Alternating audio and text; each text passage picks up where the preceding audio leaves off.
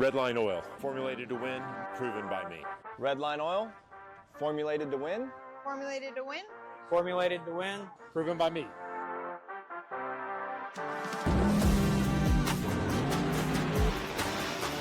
Formulated to win, proven by me. Proven by me. Proven by me. Redline Oil, formulated to win, proven by me.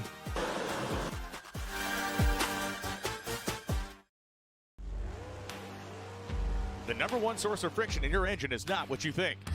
Piston rings rubbing against the cylinder walls generate more friction than any other part of the engine. More friction and temperature means more wear and less horsepower. Fortunately, the team at Total Seal knows how to reduce friction and wear through innovative piston ring design. If it takes a piston, Total Seal can build a better ring.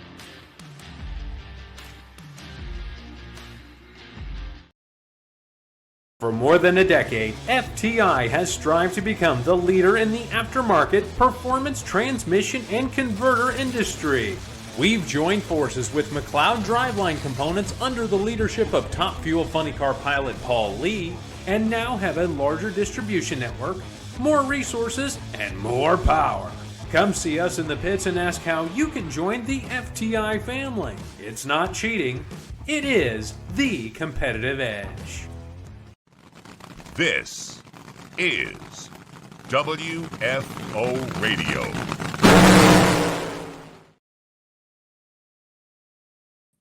Hey everybody, WFO Radio is on the air. I'm Joe Castello, super excited as we get closer and closer to the Amalie Oil NHRA Gatornationals, the 75th season of the National Hot Rod Association, coming in off that Gainesville test. It is amazing, the numbers that we have seen. And think about it, like a week from today, we'll be on the air, NHRA TV, and we'll be talking testing, a couple of days of live streaming before the event. It's going to be great. On this show, Brian Lohnes, the voice of NHRA on Fox. I see him down there in the ready room. He is absolutely snowed in. He is going nowhere. We have got him. The Lohnes on the show, going to talk about chasing speed, going to talk about the test, going to preview this season, the International Drag Racing Hall of Fame. It is all happening. Also, later on in the show, Elon Werner has got a program going on talking Drag Race Bracket Bonanza, the WFO League.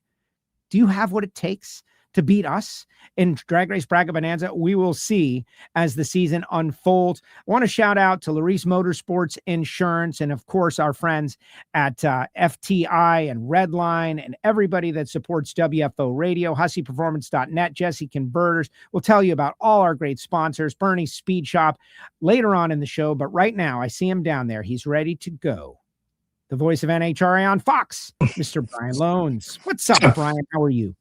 Oh, just enjoying being in the actual literal, what they call the jackpot area of this massive storm. Like the little 10 square mile area where I live got the most snow out of anybody in this whole thing. So it's been pretty hairy. Is that so? And you've sent some photographs. Yeah. I want to compare our weather situation because honestly, I know what you mean, Brian. I woke up this morning. The feels like temperature was 41, yeah. And there was a chill, so we had to put the heat on.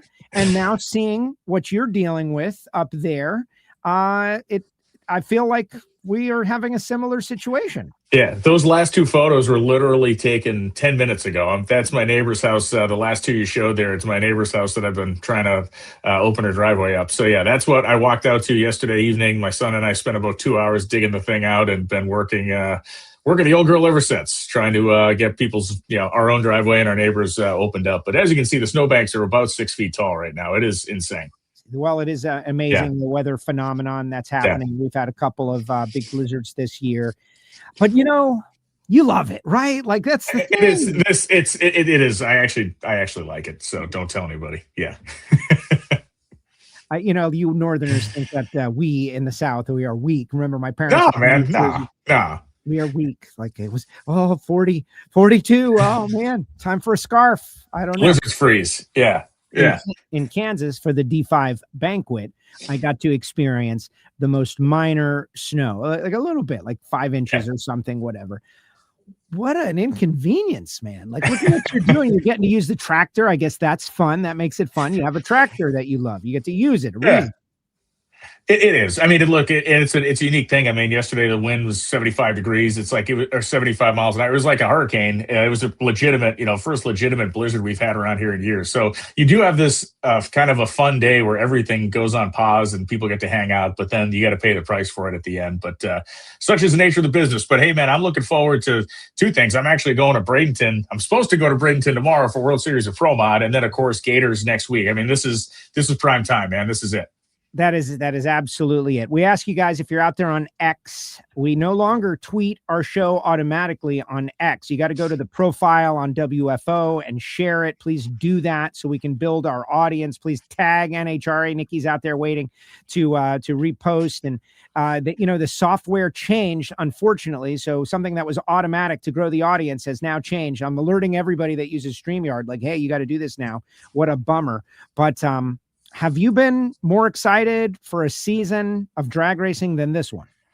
I'll be honest, and it's cliche because we always talk about how pumped up we are for any given season. But let's be real here. Like, let's look at the last 6 months, maybe a little more than that, and let's be honest with ourselves and say, how can you not be legitimately curious? If nothing else, if you're nothing else other than curious, your curiosity has to be off the deep end because of the personnel shifts we've seen, the massive personnel shifts we've seen, the subtle personnel shifts we've seen made too.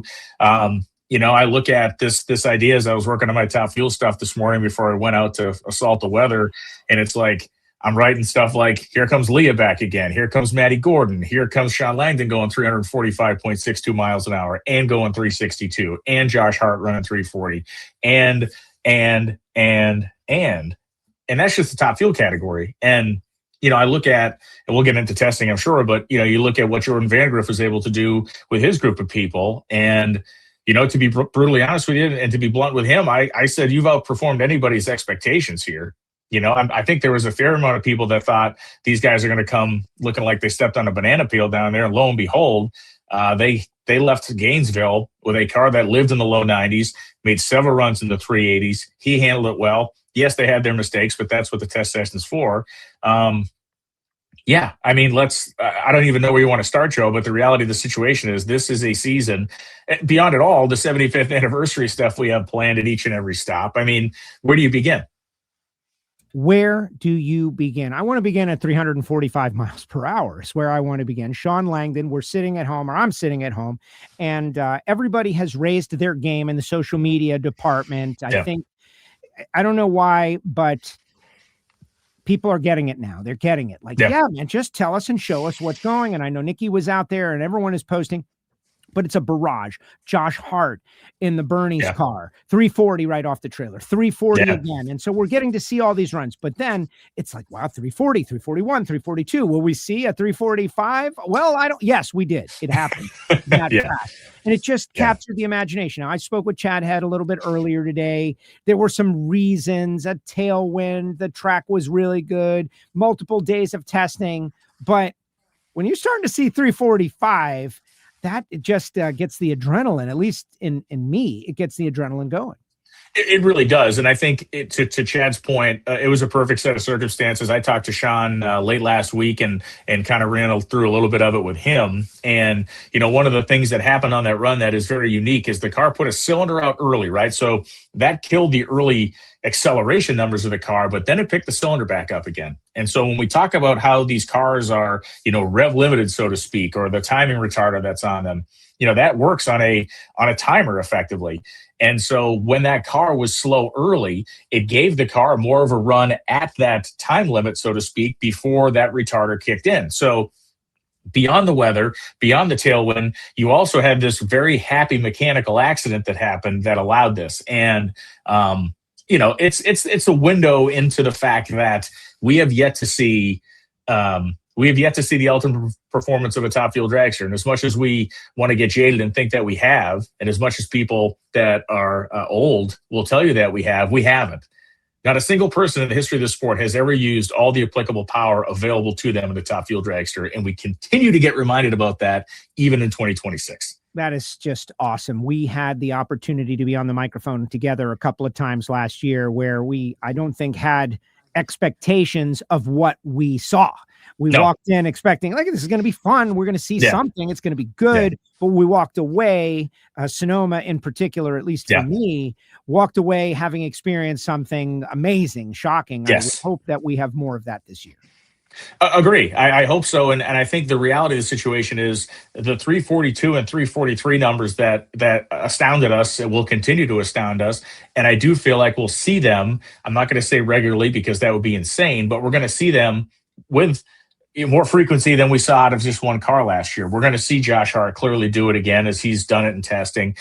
We know what Shawn Langdon's car is capable of, and other teams are working toward that end. So I think, in my opinion, the sweet spot when you don't have, all the stars lined up, but you make a virtually perfect run is probably in that 342 to 343 range, minus this, cylinder drop and then the thing refires and off you go. That is not going to become mundane for us for a very long time. That is going to be something I know for myself, and I think for the majority of fans, that when those magic 340 numbers come up on the board, that's what they're going to be. They're going to continue to be magic numbers for a very long time. Well, now everybody's got to get their 340 is what it is. Right. Experiences with the 300. Those of us who've been around a while, like, everybody wants one. And, Langdon's got his multiple and Doug's got his, but everybody wants to go get a 340, and they got to learn how to do it and figure out how to do it. Let's keep it in Top Fuel. I want to hear your take on, and there's just so much at the buffet to go for right now. I want to talk about the trip you just did, some history, personal and whatnot. How long you got? Do I have you for half hour? What do I got? Absolutely. Good. We got to talk about chasing speed as well. One of the greatest single things that I think has happened to the sport. But let's start with the Force team and Josh Hart. And I watched Josh Hart jump in that car, and I thought about Leah and Tony and all the differences between their two weights and sizes and how much time it took to adapt. And I was thinking maybe there would be a difference between Brittany and Josh, and how long would it take them to adapt? And they went 340 the first two runs down the racetrack, which makes me think, man, this Josh Hart with John Force Racing could be much better than many people anticipated. Oh, look, you talk about, like, in boxing, can a guy get in the ring and bang with the opponents? And the answer for Josh Hart is yes. Josh Hart has always had the ability. That is, of all the things, of all the crumminess that has befallen Josh Hart in the last few years, his ability to operate the race car was never even mentioned. It was never even in conversation. The thing just never was able to compete on a performance level, and he has all of that and more now. So, I think. Look, one of the things that was telling to me is there was a post of Josh maybe the other day holding the time slip. He's in his, the new Bernie's and Speedmaster fire suit holding the time slip. And that was a smile on that guy's face that I had not seen. That was probably, and I'd have to guess, for Josh Hart, as he's holding that slip, taking that photo, that is to me the Josh Hart that we have not seen yet. That is the Josh Hart that has wanted us. He has wanted us to see that guy, but we have not been able to see that guy yet. And I think we're going to see that guy this year. He talked a little bit about, this is kind of a season where, I get to be a little bit unleashed here. I'm no longer the guy paying the bills. And when I looked at that photo, I thought to myself, and I sent it around to a couple guys, I said, this is a different looking person here.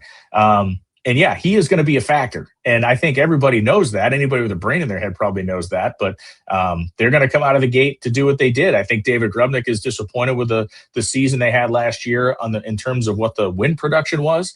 I know Josh has been as hungry as any single person in the sport for a victory for years now. So all those things are going to line up very well. Yeah, I agree. I did an interview with Josh at PRI. Seems like ages ago now, but he was relaxed. He was the burden of running the business. There's no way to quantify it, but it's definitely there. And when you have nothing positive to talk about for multiple seasons, he even said, like, what am I supposed to say? Like, we suck. Like, what am I supposed to talk about? And so this is a different Josh Hart, and I'm excited about it. Maddie Gordon. What just a burst of sunlight. Everyone is super excited. She got her license. She's ready to go. I know you've spent a lot of time with Maddie. Maddie going to be featured in Chasing Speed. We'll talk about that. But let's dive into a little Maddie Gordon. I know, and there's always fans that don't want to root for anybody that anybody else roots for. They want to root for somebody new. And I think Maddie Gordon's going to have a whole bunch of people that follow her. I agree. And I think just to put a point on the JFR situation, as an entire unit, that team was exceptional in testing, top to bottom. Like all 4 cars of John Force Racing came out of Gainesville in as good a shape or better than anybody would have expected. So I think that's a very cool thing. As far as Maddie goes, I think there was a lot of people whispering, as there always is. There's always people whispering, oh, this is risky. This is risky, having her get her license at this test session. What if this? What if that? What if another thing goes on? And yeah, there's some validity to that. Like, oh, well, why wasn't she making runs over the winter time? Or why wasn't she doing this or that? That wasn't the timeline they had to work on. I know Ron was talked a lot about wanting her to have her top alcohol funny car season finished up, which was accurate. But also, it takes a long time to get anything done out here for new equipment, parts, chassis, and more. So I think there was 2 things going on there. I think it was Ron wanting her to concentrate on her final season in the alcohol funny car. But I also think there was a logistical element to this where they simply didn't have anything for her to test. So it went well. She licensed. She is going to be competing. We have a great crop of top fuel cars coming to the Gatornationals. I think we all expect that car to qualify. And the big questions that we all have are going to be answered, in front of God and everybody. It's like, how does she handle the first round? How does she handle somebody going up there and getting a little sporty on the starting line with her? How does she work her routine? These are all the things we're going to key in and pay attention to. So far, so good on every other element of this. And really, the driving element has also showed itself to be very good as well, because she handled the car, by all accounts, with, veteran levels of precision and skill. She's ready for this. And the long ramp, I think, has helped her. I think and I mean the long ramp, meaning the time of introduction to in the car, I feel as though that actually worked out to her favor. It's given enough time to adjust to all these things going on. If this had been announced in December, and we're talking about her getting in a car in March, I feel like that is almost a vertical acceleration of the attention, of all the different commitments. We've really known about this since Sonoma of last year, and internally, so to speak, and then externally a little bit after that. But I do feel like the timeline of her getting the announcement, the sponsorship announcement, all the stuff that's come along with it, I feel like that's been a good pace. Yes, certainly. And we had Caps and Maddie on a couple of weeks ago. Guys, it's in the archive. Something that I was interested in, Race Guitar is out there in the chat, says if you can drive a top alcohol funny car, you can drive anything. Certainly very busy cockpit. Yeah. But something that Maddie and I talked a little bit about is the, the precision and finesse of a top fuel dragster versus the muscle and manhandling, if you will, of a funny car. And look, she just transitioned just like that. That is impressive and should tell you a little something about Maddie. Yeah, and I think there is a moment in Maddie's life that rides with her to a degree that is going to be very helpful to her in this top fuel car. When do we see top fuel drivers get in trouble, right? We see them get in trouble when they're pedaling a race car that maybe shouldn't be pedaled. They're pedaling a car that either has an unsettled tire or isn't facing straight. And typically that's a novice rookie style mistake.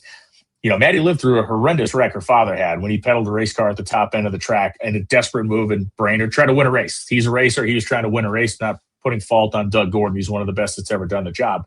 But I know that as a racer and as an enthusiast and as a fan for her, and of course it was her dad, I feel like that's going to live in the back of her brain somewhere subconsciously. And when you have to make those split-second decisions of, is this the right time to whack the gas or not?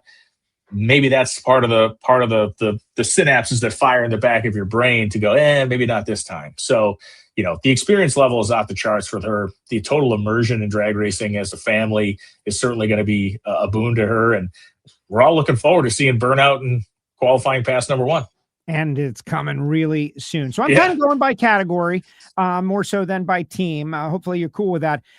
Your take on, Justin Ashley, because to me, this is the team that's, knocking at the door, coming close. The kid can carry the team on his back. We saw that last year a couple of times. Mike Green goes to Elite, Tony Stewart, that whole thing. They got Tommy DeLago, the new team with Will Smith, all kinds of changes. Hopefully more data will be good. But at the same time, Justin Ashley is still the guy who gets off the starting line first, who wins multiple races, who needs to, punch it into that championship winner circle. You can't do that in the first race of the year. You got to go through the process, but give me your evaluation of where they are starting 26. I think I'm not going to call them a wild card. I think they were able to keep a lot of their core personnel there. And of course, Tommy and Jason are going to be motivated to do the job. Tommy I know you've talked to him. I've certainly talked to him. He relishes the chance here. He relishes the opportunity. He is, if you're gonna put somebody in Mike Green's place on that race car, I feel like that was the best decision they made. Not because it was the only decision they could have made. There was a multitude of people they could have whispered to or tapped on the shoulder of, but he already had a relationship with the team. He knows that he has worked very hard in many aspects of his professional life to be back in a position to be calling the shots on one of these things. And he's delivered championship goods before with Matt Hagan. And, there's no reason to say that they can't do this again. I think for Justin Ashley, what's interesting is, you're a baseball fan. And one of the things that happens occasionally on baseball teams, Joe, as you well know, you got an ace pitcher who goes out there and throws really good games. And the run production isn't behind him, and you lose tight games. The pitcher gives up 1 or 2 runs, throws a gem of a game, but the team can't produce any runs. And the guys that you respect are the ones that come back in the locker room and look at the camera and talk about how it's a team sport and we're going to win together and lose together and do the job. And the ones that you don't respect are the ones that sit there and look at the camera and say, I can't hit the ball too. I can do everything. I can't hit the ball too. And we have seen Justin Ashley be the guy when times have gotten tough for that team over the years, always be the guy that is a team guy. Class act, that's not going to change. I feel like if you look at anybody who is a championship level talent that doesn't have one yet right now, it's got to be him. Yeah, I agree. Highlighted on Chasing Speed, winning the U.S. Nationals. We'll talk about that as well. Coletta Motorsports, though, so going to be so tough. All right, before we move on to another category and talk about a couple of different things, just, wild cards. We got some part-time schedules with Jasmine Salinas. We got the emergence of Elite Motorsports, the return of Leah. What makes your toes tingle?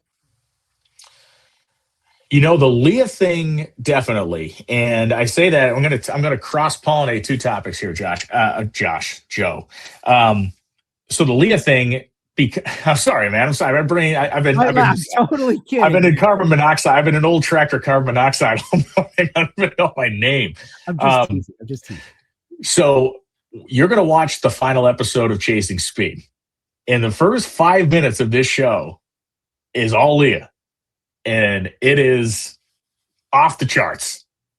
I'm going to leave it at that. It has to do with last year and the stuff that happened around the Reading timeframe. And it is off the charts. Wow. And so the reason I say Leah is the thing that I kind of put at the top of my, keyed in on list is because of what the attitude and the approach and the message that you're going to hear at the start of this 5th or 6th episode of Chasing Speed, that if you don't watch this and go, okay, she's here again and she is very serious about what's about to happen, then you missed the point. So I just know that Jasmine is an incredibly passionate competitor. I know that she continues to work to find a full-time spot out here and will not relent until she does. But there's just something about the fact that Leah's coming in with a team that won the regular season championship. That is unchanged, that knows the race car, that knows her, that was within 1 win light of a world championship in 2023, and she wants all of it. And she's going to kick her husband's ass. She's going to try. I think that's the best part of this, too. She's going to try, and he's going to try to do the same to her. It's going to be great. All right, a minute or 2 on Chasing Speed. Yeah.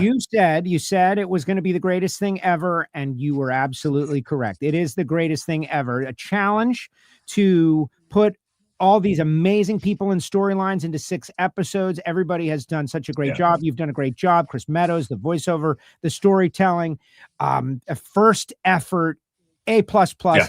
I am loving it. I'm watching Appointment Viewing, 9:00 Wednesday nights on Vice.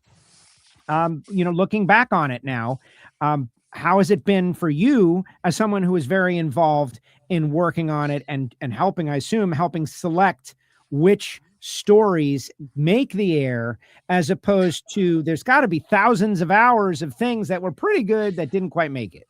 And look, that goes. I get none of the credit on that. I was just there to. I was the furniture. I was just there to help. Chris Meadows, Lauren Adams, Maddie, Jim. Like, those are the core people that did this project, and they are the ones that deserve every They trust your drag racing opinion, though. Whether you sure, and look, Phil Burgess was on the calls, and yeah, no, we definitely had those. We had those conversations, those debates, those like kind of weighing things and understanding things and trying to figure out how to get certain places and do certain things. But yeah, I mean, there is so much stuff, and I just love the fact that that people have enjoyed it. And you know how it goes, Joe. We do stuff, and you know, this is not a sob story, but you put your heart and soul into pretty much everything you do. At least I do, and I know you do with your work out here. And the end goal is you want people to enjoy it. You want people to gain something from what you've done. And it's not about having people pat you on the back and say that they love you, because that's never going to be the thing. But when the first episode hit and the social media pop started coming out, and I was just waiting. I was waiting for somebody to just poo-poo the whole thing, and damn, it never happened. And the response was about the people in the show, which was the magic. Like the fact that they were talking about the subjects of the show. They weren't talking about the show itself. They were talking about the people, which is exactly what the point of the exercise is.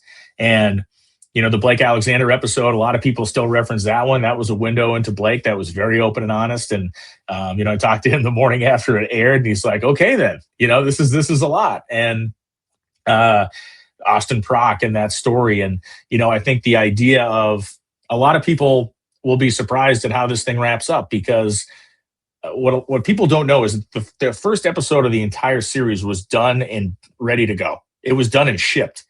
And then the Procks left John Force Racing. So that first episode that was already done, Chris decided to scrap the whole thing and make an entire first new show that was the Austin and John thing. And the one thing that was kind of cracking me up that people missed on was the comments like, oh, I can't believe they didn't fix this. I can't believe they didn't fix it. Like, why would they leave it like this? Well, it's because it's a story. And the season is a story. And as you've watched the show, you've seen the season evolve. And we're going to get to the end of the story. Yeah, whatever. People don't get it. No, and you know what's funny? To go right before the Gatornationals, where people will reveal, and they will feel if you love John Force and your heart fluttered when he put his arm around him and said, this kid is going to replace me, he's next. Then you're going to feel a feeling when you watch that show, and there's going to be drag racing on TV the next week for you to watch. Yeah, no, it is. It's the setup that was, you know, Steve Reinches and Chris Meadows and those guys worked on that the way they laid this out to have it ramp us into Gainesville and bring us right to the precipice of the event.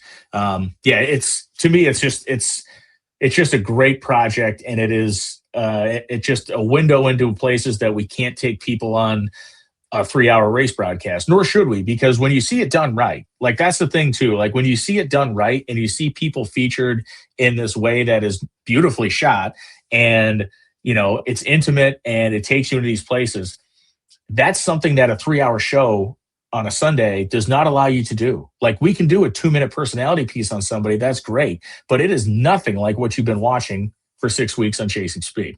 Right. And let's entertain some of the quote unquote negatives, but I won't say like if there's a season 2, we'd like to see 8 episodes. So I'd like to see a season 2, and I'd like to see 8 episodes. I would too. What are the chances of that? Do you think? I have not been poking anybody in the side. I certainly hope there will be, and I know everybody wants there to be. I think that, you know, that's. I mean, that's when you get the taste of it, you want to keep having more of it. And look, the testament to the thing's goodness is in that question and in that statement that the viewer made. Because if people didn't want it, they would not be clamoring for a second season. And that is not the only person I've heard that from, nor from racers. I mean, that's the other funny thing too. Of course, all the racers are watching this thing, and you know, there are some guys that are put out that they didn't have a larger role in it. And there are some guys that are a little weirded out that they had maybe more than they would have thought they had in it. But that's the nature of this. It is opening the book up to everybody to see what's inside. And the other is the continent and nation of Australia demands to know why they cannot watch on YouTube. We know. Look, we have anything? Yes, it has to do with Vice's distribution and stuff like that. I know that this is something that is still being worked on, and it has to go through legal channels and all kinds of other BS, but it's on a Vice thing. It's not on an NHRA thing. So they are going to fix it. I can't tell you when or where. They've been working on it since the first one, but as these things go, whatever the Byzantine nature of dealing with a company the size of YouTube or whatever takes time. But yes, there will be distribution in Australia. or you can just like pay for a month subscription to like NordVPN and get yourself one of those, watch the whole thing and cancel it. They refuse to do the technology. They're waiting for the regular YouTube. Yeah. They want the views. I hope it comes to them the easy way, but there is easy solutions too. All right, we're going to keep rapid fire here. I want to go over with you the Austin Prock story. Like we just touched on it. It's been a big deal, but now we're going to get a conclusion on chasing speed. I just watched Austin talk about their test. He felt he alluded to they were confident. They had a couple of good runs in 92. It shoots out early. They're changing all their parts, all their pieces. Tasca steps aside. He's kind of doing the move like, we need to elevate this program for Ford. Ford needs a championship after all these years with me. He made a real gutsy call, and now they got to try to win 3 in a row, and there's going to be a whole bunch of people trying to stop him. So just kind of take that where you want to take it. Yeah, Austin, he was with us in New York when we had the premiere of Chasing Speed, and it was cool to just hang out with him and his fiance Kat and just talk like normal people. And he said the goal at that time, and they were still waiting on parts and pieces, and that is not that long ago. But the goal at the time was to drop the door and go 84 at the Gatornationals. That was his saying: drop the door and go 84. Seems like they've gotten themselves in a position to make that a reality. To your point, they had some very strong runs, early shutoff, early shoots out type of things. But by and by, they seem to have done what everybody thought they were going to do. And the big difference is going to be, when you put the rubber to the road in a racing situation. But yeah, I think, I'm not saying anything out of school. This is my own speculation and my own trying to construct a mental timeline here. Sure. The smartest thing Bob could have done was get out of the car, let these guys just lock in and do the thing, not meddle with them, not, get involved in their process. I also think it's the smartest thing to do it this way if you're going to add a second car, because you take this first car, put all your energy into it, concentrate all your brain power and all your willpower and everything you need to perfect that piece. And then the second car comes out and it is a carbon copy of the first one. If I had to guess a long-term plan, that would be my guess. There's no way in hell Bob Tasca is not going to drive a funny car again, at least as far as I know, Bob Tasca. So I think it's a brilliant strand. It's the long game. This is the long game for Bob. Even in drag racing parlance, it's the long game, in that it's very rare for a team owner, especially a guy who was driving, to bring new people in and then just hand them the keys and say, make this work, and not be looking over their shoulder or bugging them about this or why are you doing it this way or we used to do that. I think he has been very smart in this. Cagey. That's what he's been, very cagey in this whole thing, and it's going to pay off for him in the end. It's great because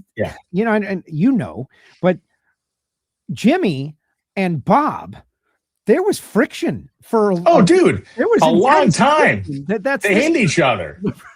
And now, Robert Hite, one of the few times Robert Hite ever got vocal about another competitor was at Gainesville in like 2014 or 2015, when somebody asked him about, at the time, the John Force Racing team was in Fords, and at the time somebody asked him about Bob Tasca, and Tasca had just started buying parts from Don Schumacher Racing, and Robert kind of went off on him over the PA, which was like a super rarity for Robert. He was always very locked down in his comments over the course of his career. So yeah, there was animus. There was definitely animus there.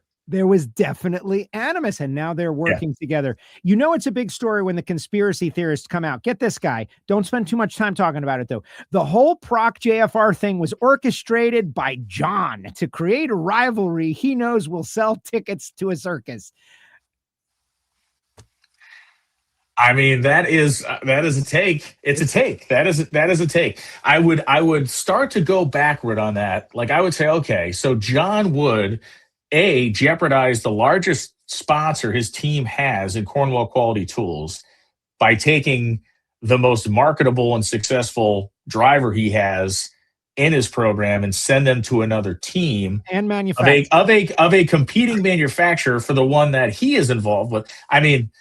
It's a take. It's a take, but hey, on that though, I'm giving Jordan as much time as he needs. Like I feel like by the halfway point of the season, we can start to Jordan, Austin, Jordan. Yeah. Could that have set up any better? The two friends that motivate each other. They went to Hawley school together. And now Jordan Vandergriff, who I think everybody likes. We like this kid a lot. He showed he's willing to get his hands dirty, do what it takes to stay out there. He did it. Now he's got the premier ride, the world champ car, and Yeah. he could have a chance to like carry the flag for the legend John Force against Austin, who let him, like, good guy, bad guy, rivalry story. How do you position that? What's going to be interesting is how this evolves, because it's in this kind of honeymoon stage right now, in that Austin has been very gracious about Jordan being the guy that gets in the seat. He has gone so far as to say, I hoped he would be the guy to get the job. Jordan gets the job. Your point about their longstanding relationship, 100% valid. All this goes out the window when somebody starts beating somebody else like a drum. It is funny. And we have seen that, you watch the nature of relationships shift over time. As you well know, Joe, the longer you stay out here, the longer you see people's patterns and, who's pals and who isn't and all this other stuff. And there have been very famous, best pal tandem relationships in drag racing, competitors, where one guy beats the other guy like a rented mule and they're pals. And then all of a sudden, the guy who was getting his ass kicked turns around and starts beating the dude who used to dominate over him. And things start to get strange and weird a little bit. Jordan definitely has a big hall pass for the first, to your point, let's call it, I'm going to say quarter of the season. Okay. I feel like his talent level, his enthusiasm, his youth, all these things put him on a faster gradient to be at a high level of competence than I would put on somebody who is older and just getting in a funny car for the first time. So I think after we get past 5 races, that car needs to be doing what that car needs to be doing. And if it doesn't look like Jimmy Prock was tuning it anymore, it doesn't need to. Chris Cunningham's going to do a great job. They have a lot of unification now among these 3 funny car teams, maybe more so than they've had in the past. So you're going to see these cars, I think, rise and fall on a performance level as a group. But it's all well and good to be pals. And then even previously, when they were raced in Top Fuel, there was a little bit of difference to the relationship, because at the time, Jordan was out there running a partial season. Austin had basically just been put in this car like 3 days before the Phoenix test. It was like this happy thing, like, oh man, look at us kids doing this thing. The stakes are so much higher now. Austin is carrying the weight of this whole insane transition they made to Tasca. Then you got Jordan, who goes in there, and there's no hope for him other than to know everybody's going to be looking and comparing him directly to Austin. And something's got to give somewhere. I'm not saying it's going to ruin their friendship, but I'm going to say it's going to throw some ice water on it when they actually have to compete. Yeah, be careful what you wish for. Like the dream of having all the weight of the world on your back, and now you've got it. Both of them have got it. And the fans, how the fans treat them, what happens at the racetrack, all of those things going to factor in. Okay, pick a potluck story that you like. Hagen and those guys last year had a really great learning year for Knudsen and those guys. I know that they are very determined. Of course, Caps. I asked Caps the other day, like, hey man, you're kind of like, they're on the cover of National Dragster, but not really talked about as like the guy does that bother you? He says yes, going out there. Alexis DeJoria, something bigger than herself to race for this year, having to live up to the legend of John Force Racing. What's got you excited? Look, I think Alexis is in the same boat as Josh Hart, and that is a good boat to be in. I think, Joe Maynard, during his time as a team owner out here, did the right things, had the right people, did what he was capable of doing, but certainly not to the level that John Force Racing can do. And we saw her car perform very well at testing. I think the Matt Hagan thing for me is my expectation of Matt Hagan and that team. You were the best car of the countdown by a long shot. That thing, it was like they needed almost a miracle to happen in Pomona to win. But the fact is they still could have won a championship had that miracle happened for them in Pomona. And Matt is the guy who's lived the other side of the miracle, watching somebody else do the impossible. So if that team does not come out and win 3 or 4 of the first 10 races, I'm kind of going to be shocked. That's how good they were when the season ended. And they kept everybody. Like their stability, if you look at funny cars, just has been chaos of people just flying in every direction and changes here and there and the other thing. Those guys have been immune from all that. So if you take their countdown performance, the fact that they have the same people working on the race car, and the fact that they are going to be coming into the season with inarguably the strongest end of the season that anybody had in 2025, they need to come out and make a statement and put everybody else on their back foot, especially the red and white Motorcraft Quick Lane Ford. Very exciting. All right, Pro Stock. Cody Anderson got his license. Yeah. That's great. Everybody's been talking about that for a long time. I know I've been pressuring. I'm sure you have as well. And now it is a reality. The KB versus Elite storyline still going. A lot of friction, talks of rules changes in the future, talks of hood scoops maybe in the future, who knows. But as far as this year, we saw Elite make some gains from where they were. The big highlight of the season, Erica Enders winning the U.S. Nationals. That having been said, Dallas Glenn, Greg Anderson dominated the season. I don't know if that's going to change. What say you on Pro Stock? I do think it's going to change in the degree of, I mean, I would be flabbergasted if we saw two guys sprint away from the pack like we did last year. I would be flabbergasted. I think, Hartford had a season that is lost in the mix because of what the two guys in front of him in points did. But a couple races change, a couple end results change for Matt Hartford, and we're talking about a different kind of scenario there for that end of the season run. Biggest story of the class is going to go back to being Erica. It is. And that is something that people may roll their eyes at for me saying, but why isn't it? 6-time champ, wins the U.S. Nationals, clawing and scratching for every round win she can get. If that car comes out and is back on the pace of a KB Titan, that's a huge story. It's a huge story. And, the Dallas Glenn back-to-back thing, it's like once these guys get a little taste of it, they never want to give it back. And I can feel that Dallas Glenn is one of those guys. I don't think what's interesting about Dallas Glenn is the season he had last year is not a large variance to other seasons he has had performance-wise. It was just when the times came that he needed to be just that little bit extra better, he was more so than Greg Anderson was. And, Dallas is an exceptional talent, but last year he was able to really focus in, and he just didn't give anything back last year. I guess that's the point of the championship season for Dallas. There was none of those like, ouch, I wish I can have that race back type of things that happened to him in years past. He didn't make any of those mistakes last year. So Dallas very well could go back to back, but I do feel like Erica is going to be front and center in this conversation, especially performance-wise, unless there really is some magic going on in Mooresville, North Carolina, and those guys find another couple hundredths of a second out of the sky. This should be a more interesting, diversified field of winners in 2026. The competition needs to be as close as possible. We'll see if the guys at Elite have gone to work during the winter break. They were gaining. Pro Stock Motorcycle, real quick. You mentioned everybody talks about the first qualifying run. Where Gage and Richard are going to be side by side. It's not the same. I'm sure there'll be a little something, but it really doesn't matter. Richard Gadsden is the champ. But a category where we had. At the end, you had 4 bikes that were in the mix. We're always hoping for more, but it was very entertaining down the stretch. It was. And I think that the two storylines that I'm going to kind of have in front of mine here is what does Matt Smith look like coming out of the gate in Gainesville? And, for Richard Gadsden, Richard Gadsden proved that he can do this with anybody. And I think one of the things that Richard gets fired up on is when he sees the guys, the various internet wizards that are like, oh, this is an asterisk type thing because of the rain out and because of this and that.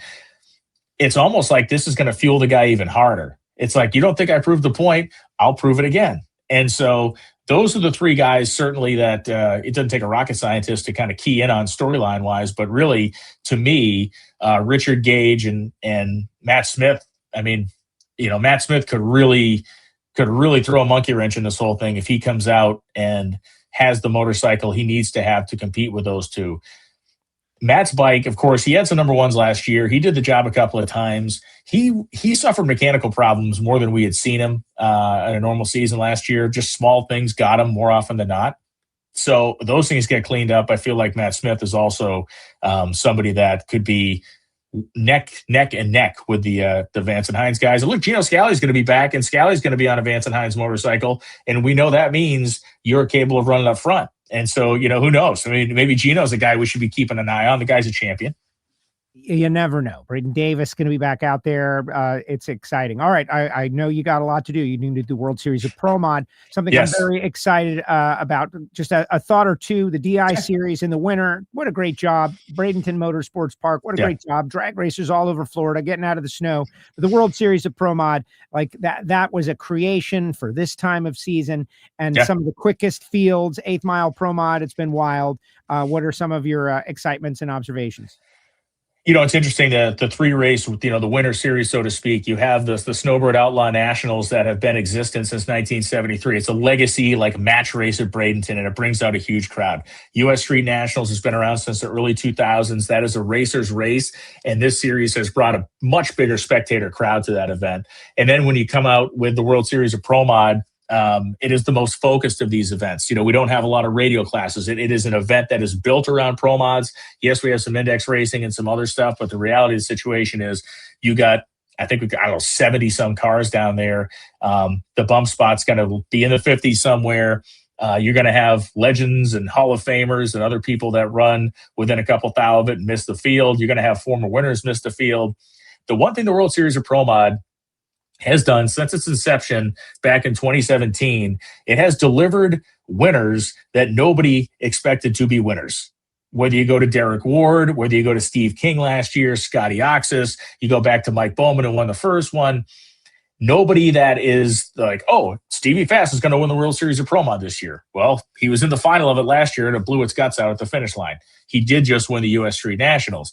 It's a great, great event. And the spectacle of it for me as a fan and as somebody who just loves the sport like you, Joe, is when we get going on these things and you get 70 of these cars in the 8th Mile format and you are firing these things down, you're just firing shots. The pace of it is exceptional. When it's right, it's right. And I love, respect radio racing. I've been around a lot of radio racing over the course of years, but radio racing cannot match the pace of a big tire event on the 8th Mile. Because when they're rolling, we're firing a pair like every minute.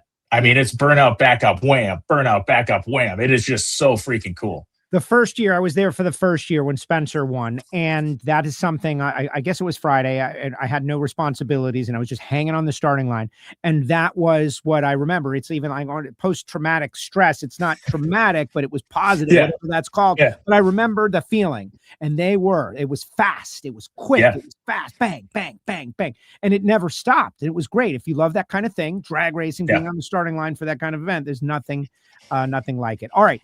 You have 2 big personal things coming up, one in the rearview mirror, one ahead. Let's talk about the rearview mirror. You and your son, you went on a trip, a journey. What was that all about? Tell us.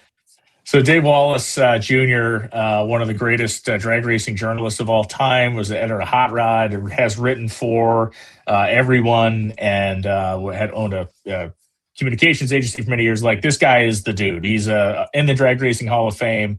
Exceptional guy, somebody who I've known professionally and personally since I was in my 20s. And he and his wife, Donna, they live in Northern California, and they're relocating up to Washington State, to a beautiful place right on this water, the whole thing. And he has this incredible personal archive of drag racing history. His entire career, all his notes, all his tapes, all his interviews, all of his photos, all of his everythings. And he gave it to me. I saw him at the California Hot Rod reunion. He said, I have all this stuff. I want you to have it. And so in order to get it home, it was a truckload of stuff. So my son and I flew out to Sacramento, rented a truck, spent a day and a half with Dave and his wife, loaded this baby, and then 3,237 miles later, we were back at our house, and I was loading this thing into my home, and it's all organized and filed, and it is mesmerizing. The things that are in this, I can't even explain to you. And the coolest part for me is we're already diving into this stuff for the 75th. Like, I have images and I have things from the 1986 Gatornationals and many other Gatornationals that we're going to work into our television broadcast, stuff that nobody's seen before, unpublished photos, unpublished stuff. It is a dream for somebody who loves the nuts and bolts of history of this stuff. This is Valhalla. It is insane. Well, if you're going to use pictures from the 1986 Gatornationals, please use this one because that's me in the little red jacket. Don Campanello got the win there. That's why I'm here. Is that the collection where you found the photograph that you texted me the other day, the centerfold? Yes. So part of this collection includes a massive cache of magazines, and I opened a box and I was reboxing this stuff. Dave had it all organized. I just needed to move into a different format of box to fit where I needed it to go. And so Pontiac magazines. So I opened randomly, Joe. There was 70 some issues of magazines in this box. I pull out one, go, oh, this is cool. 25th anniversary of the Trans Am issue. I just pulled it open to a random page and there was your car. And there was a story about you and your dad racing this thing. And the end of the story, which I thought was fantastic, the final paragraph, it's like, man, Joe's done, I think he finished 5th in the points that year at the racetrack, they said. And then the end line of the story was, imagine what Joe's going to accomplish when he gets out of college. I thought it was great. I mean, what a neat thing. He texted me the other day, I'm working on the car. Like I'm like under the car, and Lohnes texts me like, bam, there it is. Blast from the past is 1995. Yeah. It's 2025. Yeah. So crazy. Yeah. Thank you for that. Amazing stuff. And one of the big parts of the Gatornationals International Drag Racing Hall of Fame induction ceremony. Yeah. You will be inducting one of our great friends, and I'm very excited to see you do it. Yeah. Ron Tobler, you know, I first time I'd ever been asked to do anything of this magnitude was last year by Terry Vance, and it was a great honor, and it was one of the highlights of my whole year. And Ron Tobler is going in this year, and he called and asked if I would do his induction. Again, it's just it's a massive honor. It is, to me, it's one of the neatest things anybody could ask you to do. And so I got the script already. I've been tweaking on it a little bit, but you know, to me, it's, you know, everybody does this differently, and there's no right way or wrong way. Some people go real heavy into the stats and this and that and the other thing, which is great. I always, in my mind, I always is my second one. Last year with Terry Vance and Byron Hines, I really tried to get into the humanity of who these people are, and that's my aim this year with Ron Tobler. And Tobe's got, I think he said 31 people coming to the gala. Nice. You know, it's a night, and what a great group of people that he is being inducted with. It's spectacular, man. I'm overjoyed, and I'm honored that he gave me the call. It's going to be great. I'm super excited about it. One of the great things, and just, you know, I know you know this, but this is the first one that Garlitz will be able to hear in a long time. So bring your A in. He can hear again, which is a very big deal. And I hope it's not my last year, because that tells you something. Right. It's like, wait a second, this is what he's been doing the whole time? It's That's my opening joke. Anything that we didn't talk about that you want to put out there before we let you go? No, I just think there's, you know, I think that as an overall package of what's coming for 2026, 75th anniversary is just such a huge thing internally. It's been the focus of so much of what we do, continues to be the focus of what we do as we prepare for events. The legends that will be at these events, local and regional and national. You know, we didn't talk about the 4 new facilities, which is a huge part of this season. 20% of our schedule is at new racetracks, which crew chiefs have not tuned cars on or sent cars down in any stretch of time. So, you know, these things are all going to play into themselves. But I know that the Maryland event and the Michigan event, the pre-sale of these tickets, if you don't have them yet, I'm not kidding you. If you don't have tickets to those races yet and you wait around, like I am virtually certain that you will not be able to walk up to the gate and buy tickets to those races by the time we get there. That's what that's looking like. So there's a lot to be genuinely excited about. This is not like conflating things or making stuff up. There is a lot of genuine stuff happening that is next level great. Yeah, I'm super excited. When do you get into Gainesville? I know we got a live stream on NHRA TV and YouTube next week, Tuesday, Wednesday. But when do you arrive? I arrive on Wednesday. Okay. Yeah, I get there Wednesday. Okay. Good news. We'll see you in there. I'm excited. Blizzard, you know, maybe there's another blizzard coming. Who knows? But I'm planning on being there Wednesday. You're just we'll bring you in on the online. And everyone, real quick, everyone wants to know about your YouTube shows, these things you're doing on YouTube that now you've got the YouTube figured out. Will they remain? 100%. That's you know, one of the main things I'm going to be doing with this archive is building shows out of it. The research and history that is in this thing is just incomparable in so many different ways. It again it is impossible for me to explain this, but the absolute answer is yes. It's a grand, I call it a hobby. It is a hobby. It's what I do for fun to a degree, and it's certainly something that I love. So yeah, those will continue. And as an example, like going through events, I was going through this box, events, 1986. So every event that Dave Wallace covered, he went to the event, he kept all his notes, he kept his notebook, he kept the photos, and they're all in envelopes. Every one of these things, including, did you know, Joe, that in 1986, a guy in California put on a sand drag racing event that paid $1 million in an annuity. And at this event, the field included Don Garlitz, Bob Glidden, Kenny Bernstein, Ed McCullough, Linda Blair, Lorenzo Lamas, and a host of other like local sand drag racing people. Ace won this event. Ace won the thing, and he was supposed to be paid $1 million annuity, paid $20,000 a year for 50 years. And I do not believe he ever received the first payment.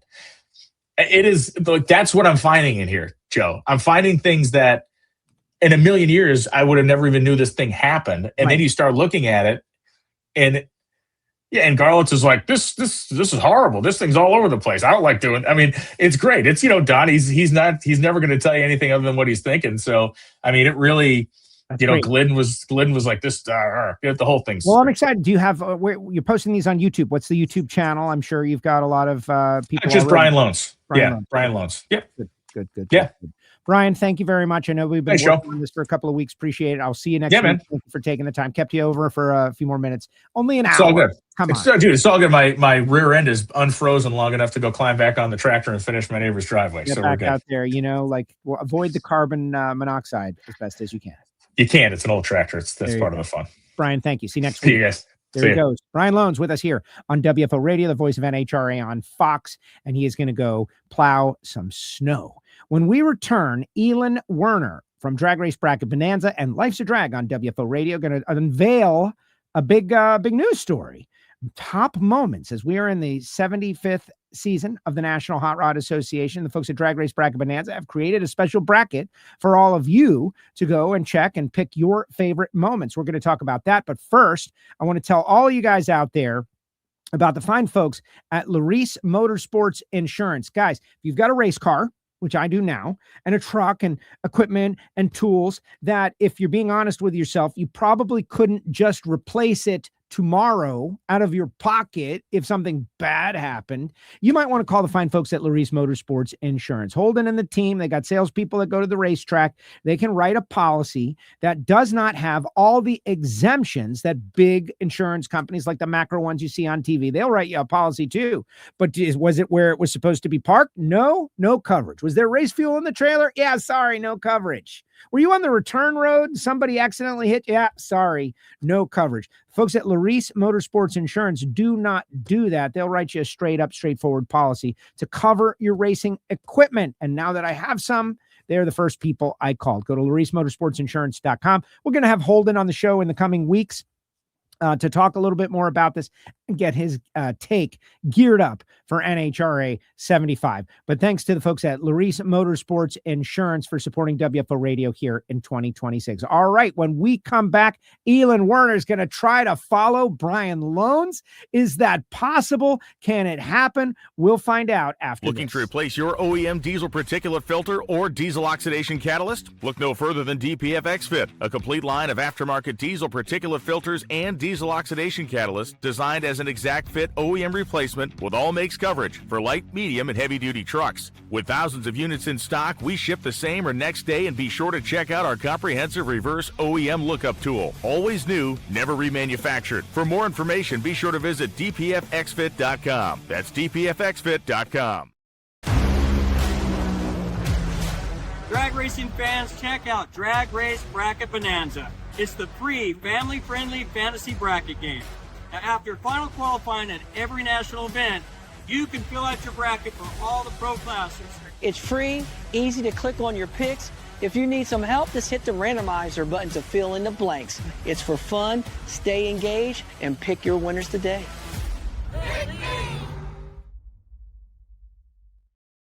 The WFO Radio Drag Race Bracket Bonanza League, you need to. We are just 1 week out. Go to dragracebracketbonanza.com, type in WFO. The WFO Radio is the pass code, and you can join the league, but you do not have what it takes. Before we get to Elon, I just want to tell you about HusseyPerformance.net. If you got a race car, you need gaskets. These are the guys, David Allen and the team. They did not have to take their manufacturing back to the United States of America because they never left. Beaver Falls, Pennsylvania, not just copper anymore. They've got composite gaskets.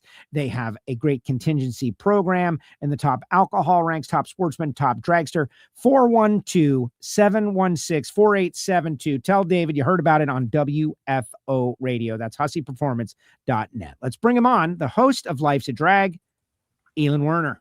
What's up? So how you doing, buddy? I am great. I just had an hour-long conversation with Brian Lohnes, and in 1 hour, I prepared for my year of work, like in what better way than just chatting with Lohnes? Right. I mean, I could listen to Brian tell stories and all the things he's involved in it was great. I just fascinated by the whole trip, out west and, how he threaded the needle getting back with all that stuff. And I would love to, go dive into the archives. I got one opportunity like that I had was when Courtney was just starting to date Graham Rahal.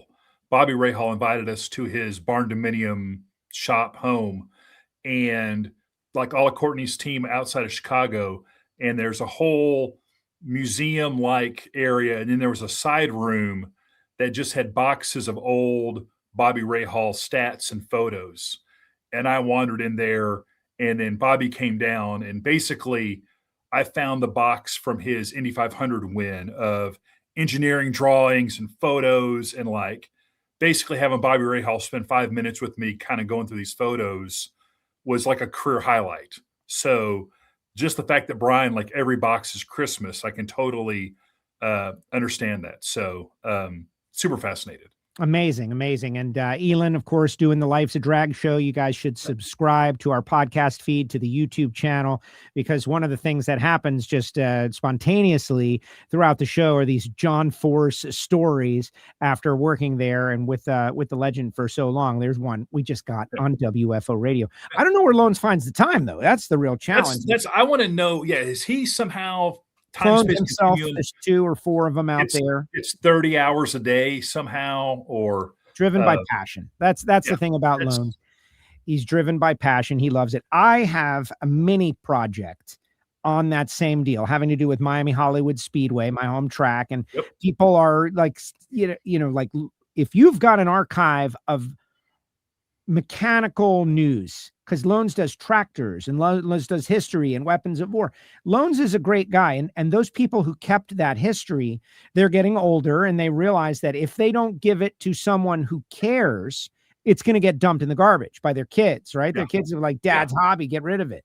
And so it's a great thing to donate it to Lohnes. People have started donating Miami Hollywood Speedway things to me. And I would love to, a section of WFOradio.com and post it out there. And finding the time has been a great challenge, but I'm queuing it up and I'm pretty excited. You have a side hustle that has become your main thing, Drag Race Bracket Bonanza, and have got some cool things to tell us about. I'm trying to get a bunch of people in our league. I think last year we had the second largest league. We did set the record for early adoption, which I'm proud of. But what are you guys doing for the 75th season of NHRA? So again, kind of like Brian, I'm constantly thinking of ideas. And last year, knowing the 75th anniversary was coming up, I thought it would be cool to do some fun brackets that were more water cooler talk. And I got a group of people together to send me your favorite Top Fuel highlights over the last 75 years. Send me your Pro Stock moments. Send me your Pro Stock motorcycle. Send me your funny car moments. And we basically created a bracket that is live now. You can go to dragracebracketbonanza.com and fill out the Top Fuel Major Moments brackets. We have 64 Top Fuel moments set up in March Madness style single elimination. you can go and basically go head to head these moments and get to a fan voted greatest moment in Top Fuel history. And it was really a lot of fun kind of coming up with the ideas. I learned a lot. But the hardest part was seeding the moments. And I've got like 4 of my favorites that are basically first round matchups of, 8 or 9 seeds are always tricky. But like one of the first round matchups is number 8 seed, Tony Schumacher becomes the Top Fuel win leader, going against Joe Amato, becoming the first person to sweep the Western Swing. Oh my gosh. What are you doing to us? This is impossible. What do you mean? How about number 2 seed, Shawn Langdon wins first Top Fuel title against number 15 seed, San Schroma's the last Chevy-powered Top Fuel win. So Shirley Muldowney wins first national event. Brittany Force wins second female championship. Correct. Here's the one that has had people have texted me about. Number 1 seed, Tony Schumacher makes the run. Number 16 seed, Brittany runs 3:43. Oh my gosh. I mean, there's another one. Tony Schumacher makes the run. I'm going to go with that one. Yeah, but you want people to talk about, are you a moment person or are you a performance moment? The Shirley Muldowney wins her first race after the big Montreal crash, going against Dan Pastorini, winning the Southern Nationals. It's basically 64 moments, and there's performance numbers in there. There's significant deals. So we've got to vote and we've got to push them down, and we're going to have a final round of the 2 greatest moments, like J.R. Todd, first African-American Top Fuel win, versus Don Garlitz breaking 200 miles an hour. Like, oh my gosh, that's so challenging. Right. And it's just great. And I'm hoping that it went live yesterday. I'm just hoping fans get the chance to really look at it. I've had drivers already text me like, hey, this is really cool. Terry McMillan posted about it, which I thought was really nice. Like, he was appreciative that like his U.S. Nationals win was one of the moments. And I texted him back and I said, as kind of the maker of the list, I thought that was a significant moment in Top Fuel history, knowing the backstory of honestly how terrible he was just years before that. Yeah. And then to come back and win the U.S. Nationals. We miss Terry. Terry said, like, Terry, if you're out there, we miss you, bud. I thought Terry McMillan was just a great addition. Corey as well. I remember him walking back after that run. I remember seeing him scatter an injector in Gainesville, and just the dejection, wearing his heart on his sleeve. Just so tough. Yeah. So the major moments, it'll be going on. You can go to Drag Race Bracket Bonanza, all our social media. We have the schedule. We'll do Top Fuel right now, going right up to the Friday before the Gator Nationals. So you can, fill out your brackets, share it with your friends, have conversations, go back. But we will close the brackets, and then over the weekend, we'll tabulate how the fans voted. And then after the Gator Nationals, we'll release kind of a fan Top Fuel greatest moments bracket. Like, this is what the fans voted. Then we'll do Pro Stock right after the Arizona Nationals. We'll do Pro Stock Motorcycle. Then we'll do Funny Car, kind of leading up, getting closer to the U.S. Nationals. But going into the U.S. Nationals, we're going to take the top 16 fan-voted moments and put them for each category and put them in one giant bracket, and ultimately get one bracket that has like the greatest moment in the 75-year history of NHRA from all 4 categories. So you really invested in this whole bracket concept, I guess. Yeah. And it's one of those things that, I've always done a March Madness bracket, whether I know anything about college basketball or not. This is my opportunity. A few years ago, they actually did a bracket like this for the city of Dallas. That actually a guy I went to college with, Dallas Cothram, did. And it was like the 64 most significant pieces of history about Dallas. And so I just love brackets. I love, people kind of, comparing notes. Hey, this is why, ultimately, because you kind of almost pick yourself into a corner, and then you don't even realize how you got there. And I just love that aspect of it. And I think people really like the Top Fuel bracket, but ultimately for me with Bracket Bonanza, which will be live, Bernie's Speed Shop is sponsoring the Gator Nationals race. for the second year in a row. But the window to fill out the brackets is just nature of our sport, kind of short, from Saturday afternoon until Sunday morning. Yes. And that's always bugged me. I want people to have a chance to share this with their friends, to not have to worry about, oh, if I went out on Saturday night or I overslept on Sunday morning, I missed my chance to fill out a bracket. Major Moment solves that. You have, 10 days, almost 2 weeks to fill out your bracket, to share it with your friends, get a conversation started. It really just makes it a lot of fun. And I think our sport has so many significant moments that it was not hard to come up with 64 top fuel moments. It really wasn't hard to come up with 64 moments for any of the categories. It was tricky to kind of balance, particularly in funny car, there's so many John Force moments. And when we did the seeding, we did try to spread them out so there would be a lot of force on force matchups in the first and second round. So you didn't get a situation where like the 16 final moments were all John Force racing. We wanted to truly balance it out. Pro stock was super interesting. I learned a lot doing this, both about pro stock and pro stock motorcycle, because you go back to like the Scott Jeffrey on Daryl. Well, yeah. Did you do so when you were coming, I kind of see what you mean by moments. So you think about moments, right? So like Warren Johnson wins 4 Gatornationals in a row. Like but it's not a moment. Yeah. It's over a span of 4 years. So how do you handle that? We kind of, a little mixed bag. We'll take a little editorial license with it. There's moments like the burn down between Mason McGahey and Bruno Massel. You get a lot of that in pro stock. You get, some performance moments, but there are some things that was a significant moment. Like you get guys that, winning 4 races in a row. That 4th win was the moment. Like no one had ever done that before. The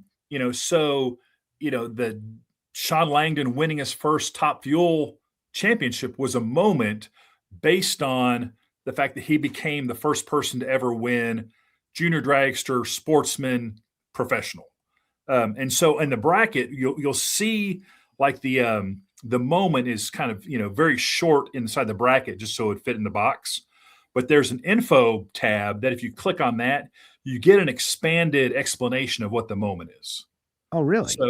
So if you're like, there's a little bit, kind of put the picture in the box when it talks about, Shirley's first win after the accident. Well, if you hit the info button, it talks about, what the win was, and it was significant because of Shirley's major accident in Montreal. So that's, we had to do some trickery there. And it is a little, the Drag Race Bracket Bonanza graphics, I think, just visually look a little bit better because we have the headshots of the drivers. Oh, so terrible, Elon, right? You go through all this work and we're going to nitpick the way it looks. Get out of here. I'm nitpicking it. I'm the guy nitpicking it in that. And yes, it is. I will tell you right now, there is some swiping and some, you can do it on your phone. There is some swiping, but it's just, I wanted you to be able to see it and then, move around and do all those things. So it's our first effort. I'm super excited about it. But the main thing is I just want people to play, and I want, people to get involved with it and give them an opportunity to share a sport in our history for the 75th anniversary with people that may have gotten away from the sport, may not know anything about the sport. And ultimately, I want it to just kind of build on the momentum that the NHRA already has going with their 75th moments, with chasing speed, with the season getting started, and with the legends. So obviously we have the major moments. My hope for Drag Race Bracket Bonanza is we will have legends picking races as part of Drag Race Bracket Bonanza all season. And, we have some other things, in the works to just kind of continue to promote the gamification of our sport. I love the gamification. All right, so I'm going to put you on the spot just for a little fun, for my own entertainment, because this one sticks out to me and I know what I would pick, but it's probably different than you. 5 seed versus 12 seed. Tony Schumacher breaks 330. Don Garlitz breaks 270.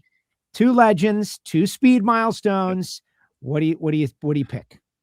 I actually would pick Garlitz because I think at that time, the significance of like the 270. I think they'd been rolling, and that really tipped the scale on the performance side.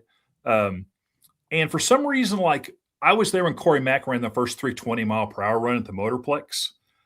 And that to me it's weird how those speed milestones work.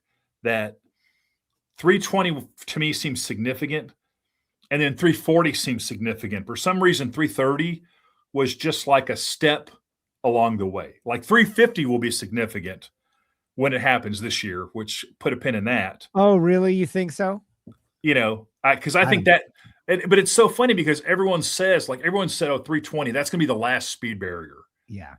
But like guys are running 345 in testing.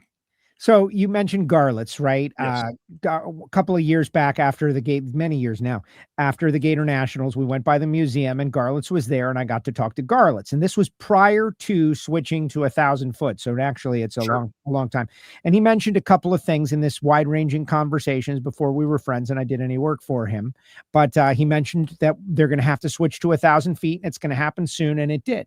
He had a concept about a 1 engine or 2 engine rule that would keep the cost down. That has not happened.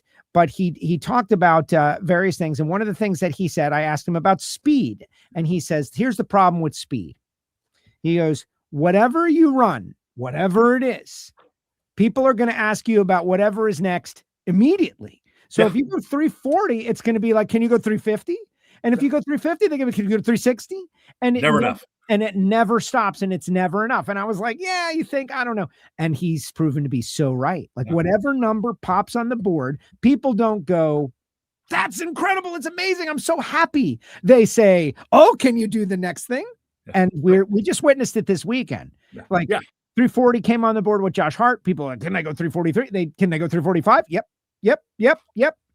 Talked to Chad Head this morning. He said it was kind of the, stars aligning. Perfect. Lohnes just explained it as well. Multiple situations. But I would pick Garlits as well because I was there. I saw it in person and it was really 30 in the street. Like, I witnessed it from the grandstand with my own eyes. A moment that you didn't mention, I don't know how it would have gotten in there because it's a weird moment, but it's just Blaine Johnson wins the Gator Nationals with Scott Coletta flipping over backwards next to him. Yeah.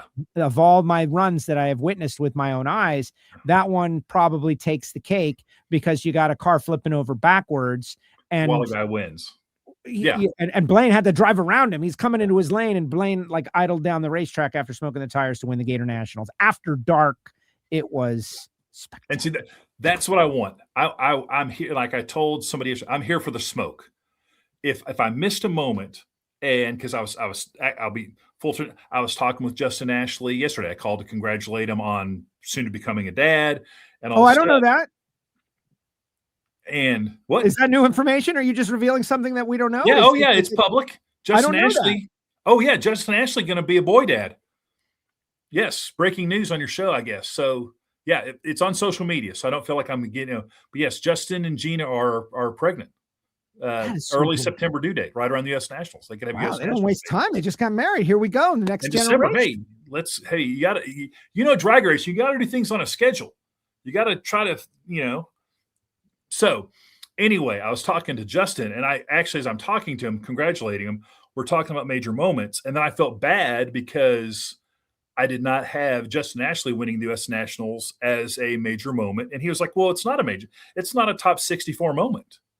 But there will be people out there that reasons to be a top 64 moment. I get his point. It's just happened. It's like the historical context. But you kind of look at, his dad had won the U.S. Nationals. He won the U.S. Nationals. But when you're looking at, okay, I want people to, is Justin winning the U.S. Nationals as significant as Clay Millican winning the U.S. Nationals or Terry McMillan or, all these things because it just gets people talking. And I want the fans to come out and I want. What about Don Campanello winning his only pro stock race at the 1986 Gator Nationals with Joe Castello in the winner's circle? Since I showed, had I known now, I wouldn't rule out a sportsman bracket like the 64 greatest moments of the U.S. Nationals. I mean, that's the thing. Look at that.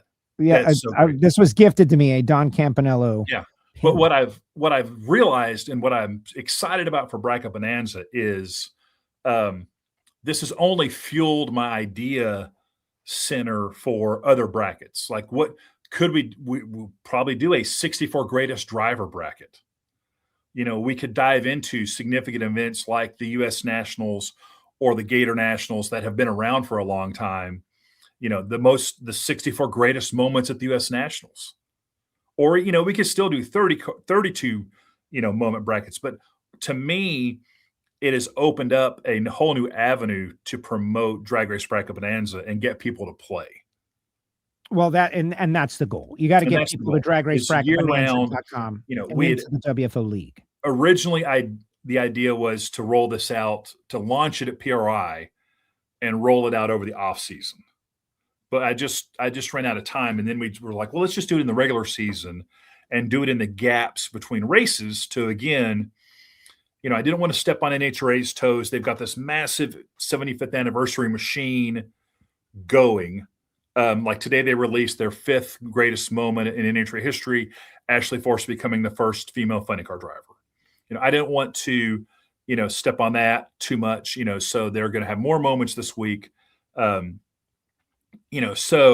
the goal is to just keep people engaged and get people to play and just feed this machine of, we have great podcasts. We have WFO Radio, and we have Drag Illustrated doing stuff, and we have Competition Plus doing stuff.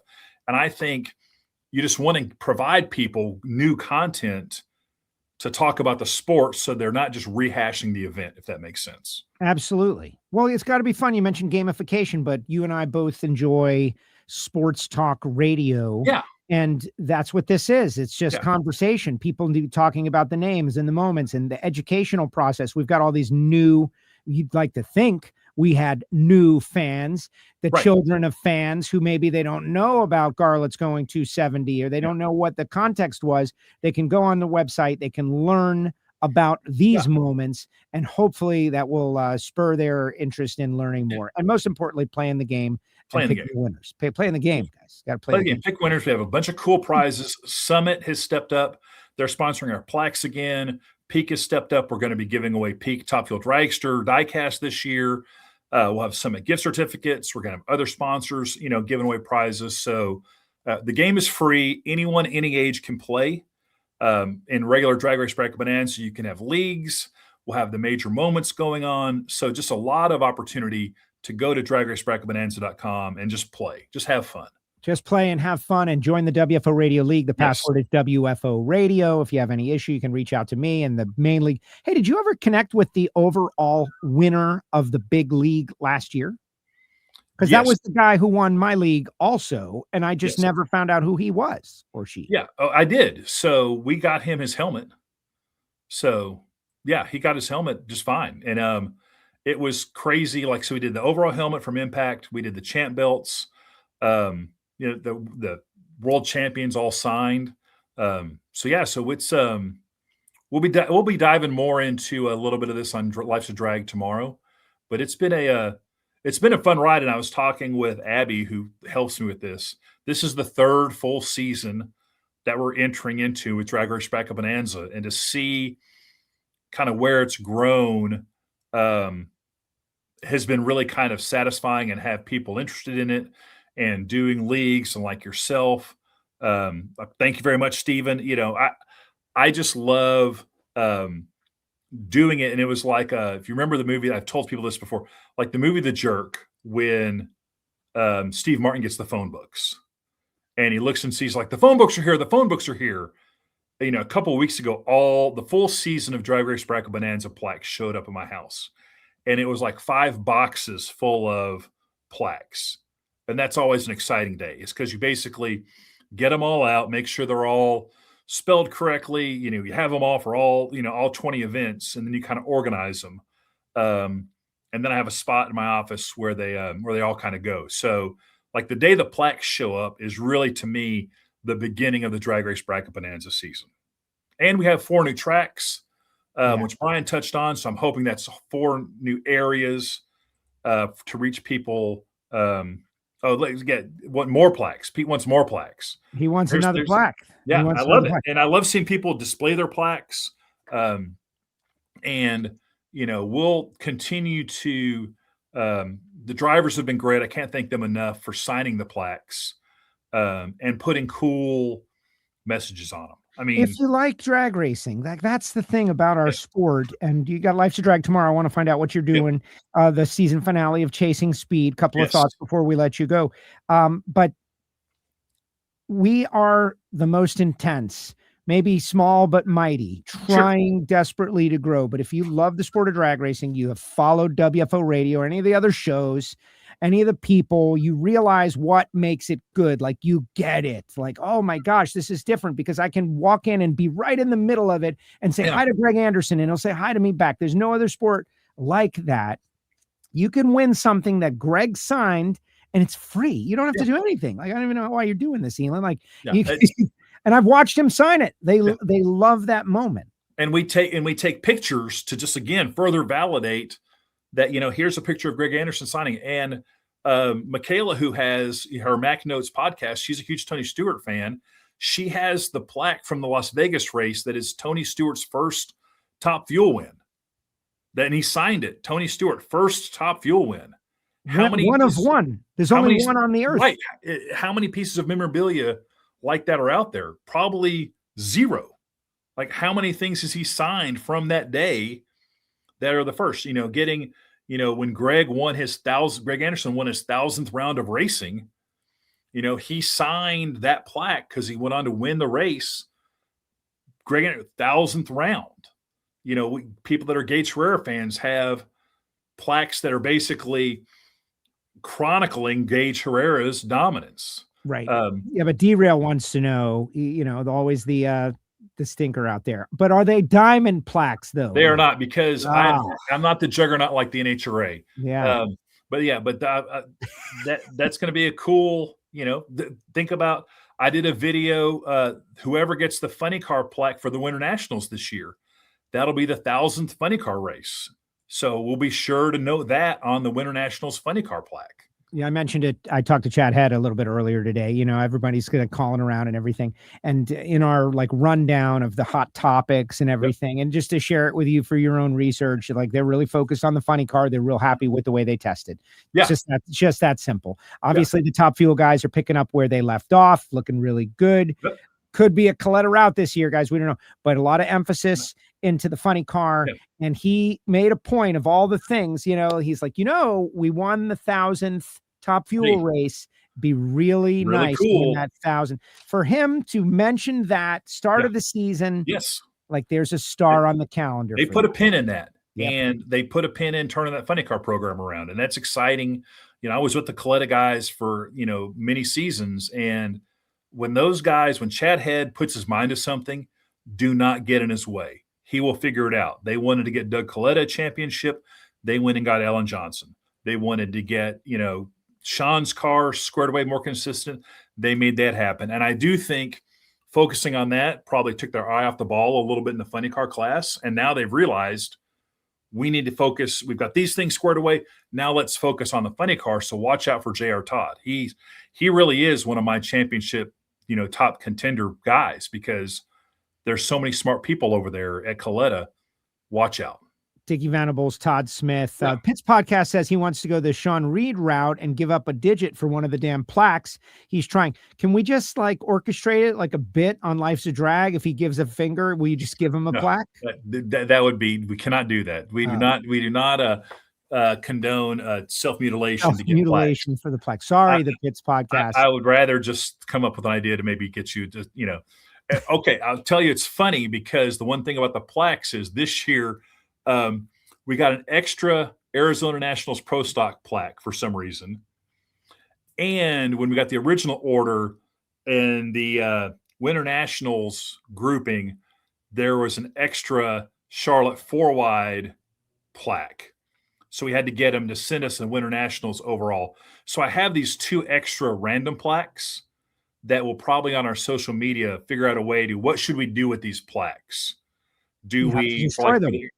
For the Arizona Nationals, if whoever wins the Pro Stock, do we just give the actual winner 2 plaques? Like the driver a plaque. Like in addition to your 75th anniversary Wally, here's your own personal Drag Race Bracket Bonanza plaque. Or will we just get them to, so we'll come up with something fun. So there may be a chance to win extra Pro Stock plaques or an extra, Charlotte 4-wide plaque.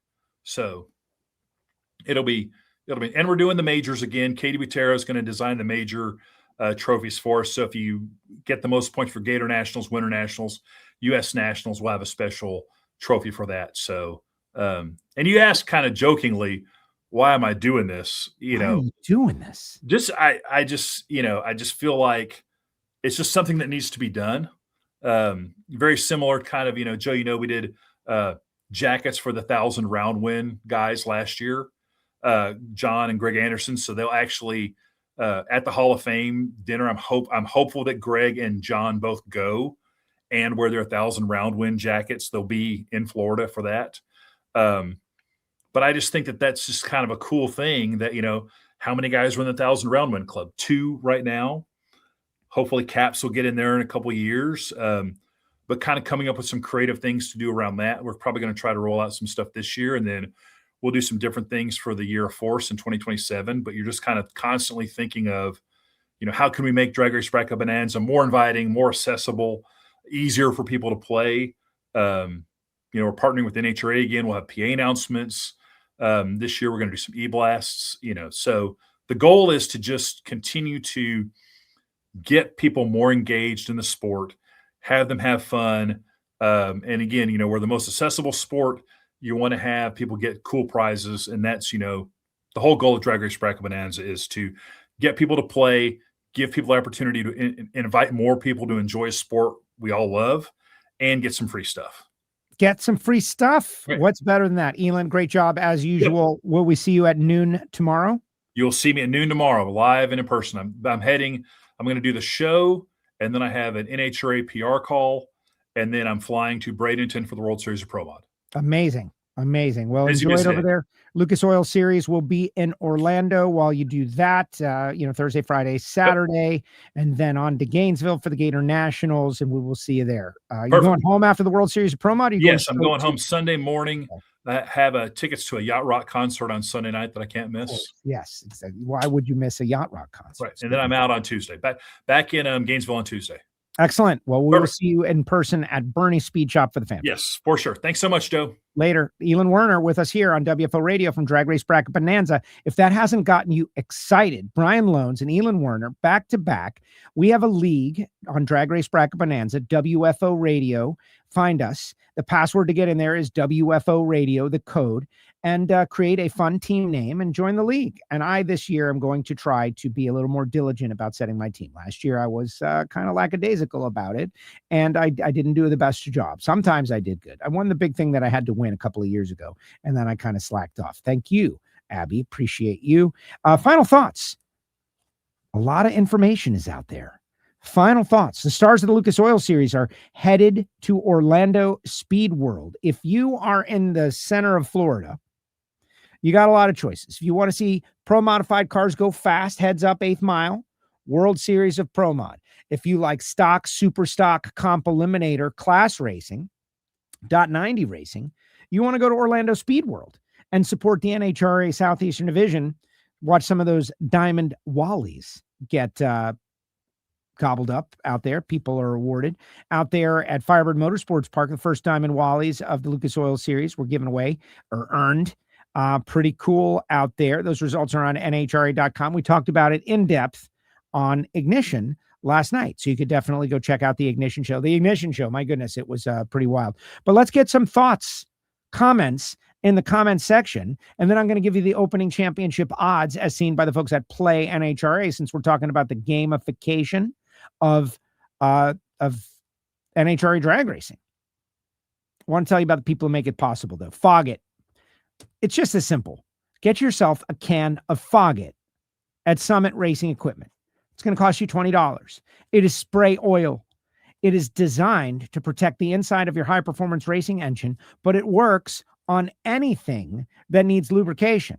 And so it's a high-quality product. You're supporting WFO Radio, and what ends up happening is you buy it for your high-performance racing engine, and you end up using it on everything. Like I used it on 10 different things yesterday, Foggit. And Man, a can lasts forever. I am still, I shouldn't say this, I'm still on my first can. I'm fogging my engine. I'm spraying my trailer door, and it is amazing stuff. Foggit, F-O-G-G-I-T, available at summit-racing-equipment.com. Marvin Rodak. Guys, everybody loves coffee. I need coffee to survive. And every day I start off with a little Rodak's coffee. R-O-D-A-K-S. Hot sauces, spice rubs, grills, tools, tips, information. He's in Texas. He knows how to barbecue. He's been on the Big Bad Barbecue Battle TV show. But his number one thing is roasting coffee. And you will love it so much. 817-924-6821. Call Marvin. Tell him you heard about it on WFO Radio and you're supporting the show that way. Really great stuff. Frank Hawley's Drag Racing School. Frank and Lana Hawley. They have got a whole bunch of great stuff going on. Licensing courses. They're headed out west. They're going to be in Gainesville after the Gatornationals, after the Baby Gators. You can go down there, do the drag race. You can do the licensing course, or you can do the Dragster Adventure. I was searching for it. Dragster Adventure. I wanted to say the Drag Race Bracket Bonanza. It's like I heard Drag Race Bracket Bonanza like 50,000 times, Elon. It's imprinted on my brain. But go see the folks at Frank Hawley's Drag Racing School. So Jordan Vandergriff goes and hangs out with Frank Hawley and goes out there and gets licensed and runs mid 380s. I'm excited about that, guys. Thanks to Frank and Lana Hawley. Bernie's Speed Shop, BURNYZZ.com. I am actually parallel lines working on getting my dad's GTO up to Bernie. They'll sell your car on consignment. It's a dealership for cars of consequence. If you're looking for an amazing classic, don't go to one of those magazines. Go to Bernie's. Check out their inventory. Maybe you've got a car that's been in your family for a long time and you want to do something special with it. You're trying to find the person to restore it the perfect way. Go to Bernie's. That's what they are. It's Josh Hart, Britt Hart, doing a great job. We'll be there for the Fan Fest. BURNYZZ.com, Bernie's Speed Shop. Mention HusseyPerformance.net and Mark at Redline, of course. Redline Synthetic Motor Oil, Gear Oil. If you're a Beamer guy, or if you're a muscle car guy, Redline Oil does great. And they sponsor and support so many people in Top Fuel. So when you're in the auto parts store and you're looking at like regular products and you're thinking, I need this or I need that, I want to spend a couple of bucks, think of Redline Synthetic Motor Oil. Thank you, Redline, for supporting WFO Radio. And then Jesse Converters. Matt Latino and Cody Anderson. They're going to race each other at some point this year. How cool is that? Oh, my goodness. The DPF X-Fit is a particulate filter it's an OE replacement. All the clips, everything, it just goes right in for your over-the-road trucks. Boy, there's a lot of them in NHRA Drag Racing. But then there's the G Sport for high-performance vehicles. Like, let's say you got an LS2 and your ceramic cats are at the end of their life. Let's say you've got a Gen 1 Cadillac CTS-V and they don't make your catalytic converters anymore. And they don't even make them. What are you going to do? And you want the cats on there so that everything is the same. G-Sport, they got it. Jesse. Go to Jesse Converters, check out their website. And of course, talked about Larice Motorsports Insurance. And finally, Total Seal Piston Rings. Really excited to hear Brian Lohnes talk about Matt Hartford. Matt Hartford had a great season last year. Didn't win a race, but had a great season. A little here, a little there. Ran into Dallas a couple of times and just amassed a lot of points, though. But they are a team that could have a big year. Hartford went through the hard times. Total Seal Piston Rings, the Hidden Horsepower podcast. We are dropping podcasts every weekend. The PRI stuff, got some good stuff. Got Alex Taylor going to be on in the coming weeks. But it's all an exercise in knowing about the technology that's going into the ring seal you get with Total Seal Piston Rings. Really appreciate those guys. And check out that Hidden Horsepower podcast. There's so much good stuff on the Hidden Horsepower YouTube channel and podcast feed. One final note before I get to your comments. You better have some good comments, guys. I'm stalling for you. Patreon. We have a secret society of VIP listeners. You know, everybody's pitching their stuff. Our stuff is the show. We ask you to just watch the show and support the sponsors when you need something they've got. Maybe buy a shirt. Certainly, whenever you hear something about Project Pontiac, definitely check that out. But if you really want to go to the next level with WFO, become a Patreon. You're a member. And you pick your rate. We got some people that are like, they're doing $20 a month. And we get some people that are doing $5 a month. But if you sign up for a year, I'm going to send you a t-shirt for free. You're paying for it, obviously. But in exchange for signing up for a year, I'll do that all day. You get stickers, you get a patch, you get all the WFO swag, and you get Monday motivation. You get to watch the video of the Ignition show. You get to hear it from Heiner. When we get Michael Heiner, we got to talk a little more pro stock. And so join us, patreon.com/WFO radio. And now we're doing these monthly giveaways. I decided to sweeten the deal. Everybody's giving away stuff each month and maybe more. I'm working on that. I'm going to pick a Joe-owned, one-of-a-kind piece of WFO, unique swag, stuff that I've acquired over the years have been given to me. Like, here's something that just was given to me last year for doing a great job, maybe 2 years ago. Like, this is going to be one of the things. Look at this, a peak autographed hat. We got John Force. We got Jack Beckman. We got Brittany Force. Like, what am I going to do with this stuff? Right? It's great. But the WFO listeners, maybe someone will get my genuine original Don the Snake Prudhomme Pepsi Challenger hat. Maybe it's not happening, guys. There's no chance of that happening. Sorry. That's coming to the grave with me. Snake. Come on. Patreon.com/WFO radio. Guys, you get it. You get it. All right, let's see what you have to say out there before we C5 Pete, the comment disappeared just as I did. Redline is all I use. He's got a C5 Corvette. C5 Pete really using all our sponsors. Look at this guy. C5 Pete was wearing his WFO shirt. He's down here in, where is he? Panama? You're watching from Panama? That's kind of cool. But C5 Pete also endorsing Larice Motorsports Insurance a little bit earlier. Unfortunate for C5 Pete, but he actually is a customer of Larice Motorsports Insurance and had to put it to use. He ended up in the wall. And C5 Pete did a deal with the folks at Larice Motorsports Insurance, and he says they helped him out. Problem is, I can't find the comment, but it's up there in the comment section. You can find it. C5 Pete. Thank you very much, Pete, for the endorsement of our sponsors. I appreciate that. Joe, I had the idea to do a DNA of drag racing. I'm not smart enough. Will doesn't have time, but it could be endless, says Rick Hanna. I'd need more information. Like, what do you mean the DNA of drag racing? Like where it started and how it came from, or who is, the concentric circles of who is involved with whom. Dugenet Bland, who had me on. By the way, guys, if you haven't listened to my interview or Brian's on with Dugenet Bland, the Not Bland show, you should go back and check it out. Dugenet gave me a lot of time to talk about Project Pontiac, and I appreciate it. He has joined our Fantasy NASCAR League. We are having fun with the Fantasy NASCAR League this year. Join it.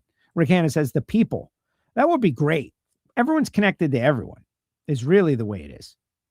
I'm not even going to post that comment. Let's see. People asking about the Baby Gators, like what's up with the Baby Gators? It is the week after the Gator Nationals. Here's Mac. Elon was just referencing. Elon was my first guest on my show, Mac Chats, yesterday. Elon is, listen, this guy, he should become a PR person. He knows how to make the rounds and push something. We ask you all to subscribe and click the bell. I could learn from Elon. I need to push WFO harder. I need to get out there and push harder.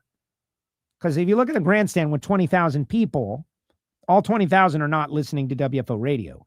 We need more. Let's see. Joe, help. This guy wants me to help him. Unfortunately, I need CC on your podcast. I don't want to miss anything. I don't know what that means. What does that mean, Dan? You just gotta click the bell, man, and you'll get notifications, or subscribe to our podcast feed on Spotify or SoundCloud. You'll never miss one unless it doesn't post, which is a different thing. Beer, venison, burgers, and WFO, nothing better. That's kind of an interesting Tuesday afternoon. Yeah, are the Baby Gators being run this year? Yeah, after. Spoke with Sean Bellemere. Sean Bellemere is going to be inducting Steve Boggs at the International Drag Racing Hall of Fame. I got myself nervous earlier. That's why I brought it up to Lohnes. Like, this is the first year Garlitz is going to be able to actually hear what I say. Cliff Swanson. This show has been like an avalanche of wonderful things. Thanks, Joe. Thank you, Cliff. Our last 5 weeks, and maybe more, have been tremendous. Whether it be Ida last week, broadcasting 340 mile per hour runs from testing, whether it be Maddie Gordon and Ron Capps, whether it be Joe Amato, whether it be Austin Prock. Austin Prock comes on WFO and just gives the whole behind the scenes of what happened. That is all in the archive. I'm a guy who sits in a room, but I love drag racing so much, guys. I love drag racing so much. I love it. Excellent season preview show. Yeah, well, you know, Brian Lohnes, man. Come on. Come on. Great show today. 2 great guests. I like the idea of the driver plaque. That would be awesome. I don't know if you want extra ones out there, Elon. That's the thing. This guy, Keith, mentioned Spencer Hyde. Yeah, you know, that's the one that got away. I wanted to get Spencer on during the offseason. He's a little busy getting married. But, you know, Rookie of the Year last year. Spencer, hasn't been on yet.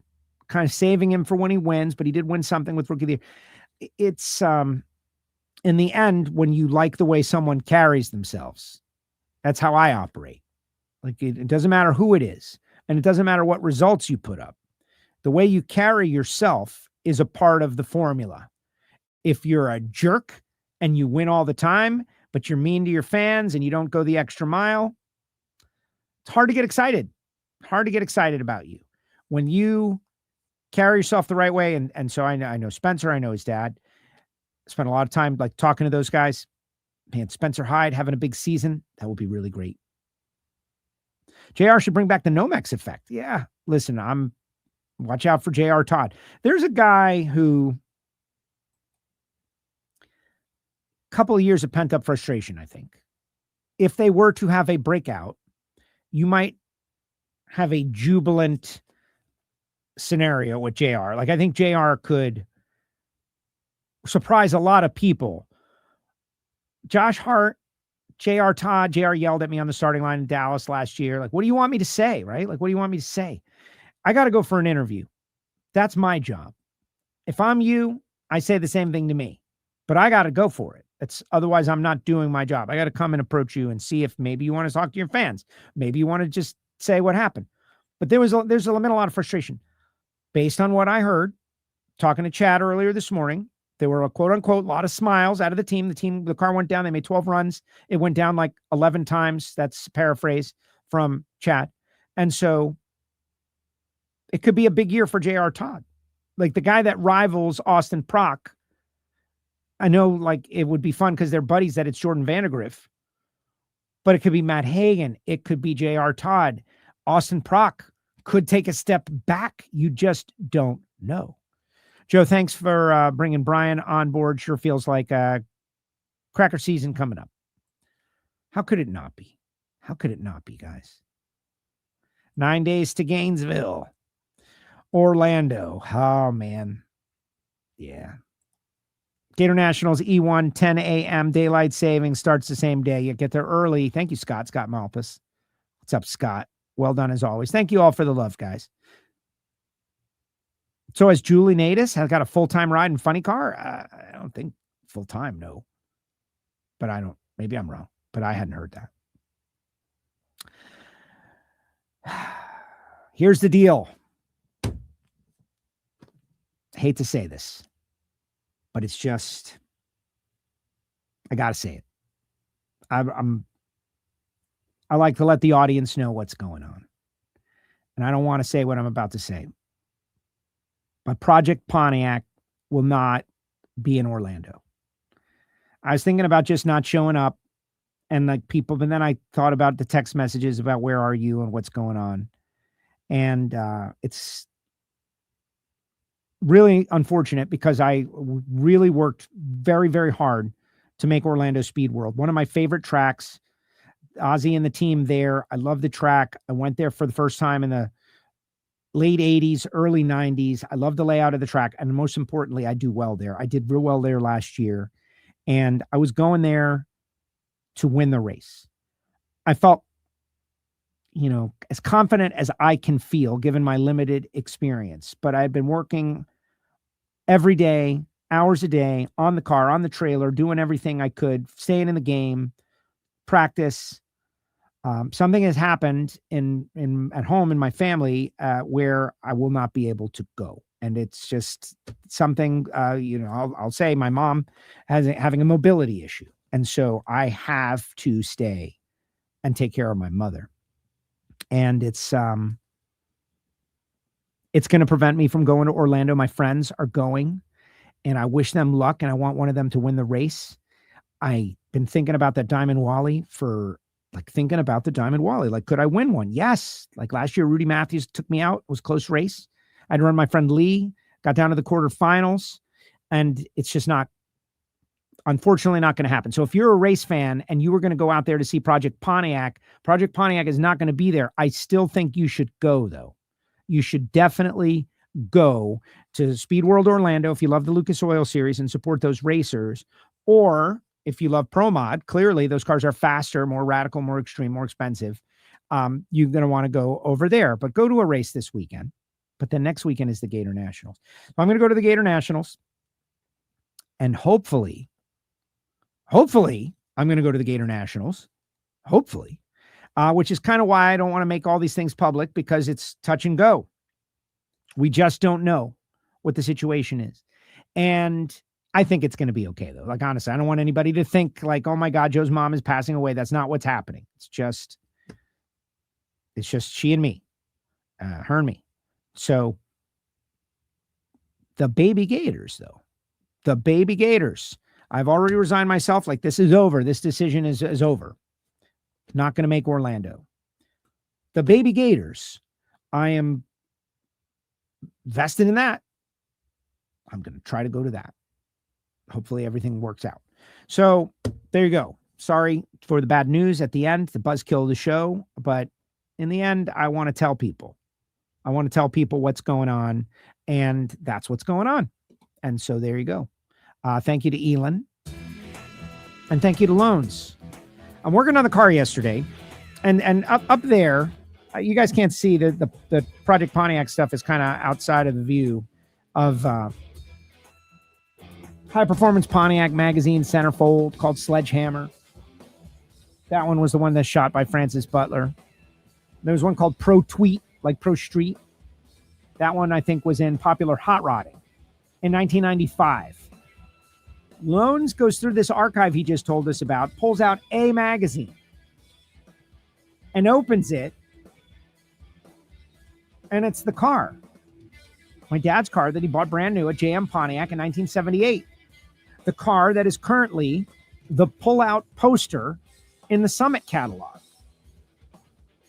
The car that I'm hoping will be at the Baby Gators.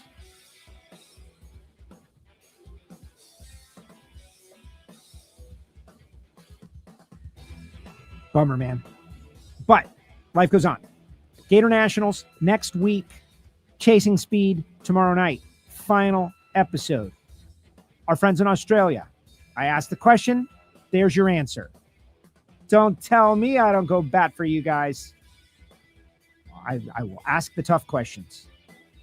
In the meantime, you could get yourself a Project Pontiac t-shirt. Like, that would be cool. The merch store is rocking. Appreciate everybody out there. Yes, Antron, family first. That's what matters. Family worst. Am I working all 20 big show meets this year? That's the plan. That is the plan. Once again, got to take care of Ma. Yeah. Everybody knows, man. Family first. It's just tough stuff, but we're going to do it regardless. Thanks to my mother for supporting me to this point. Thanks to all of you. Check out the show, share the show. We'll see you next time. WFO. Life's a Drag tomorrow. Appreciate you guys. WFO.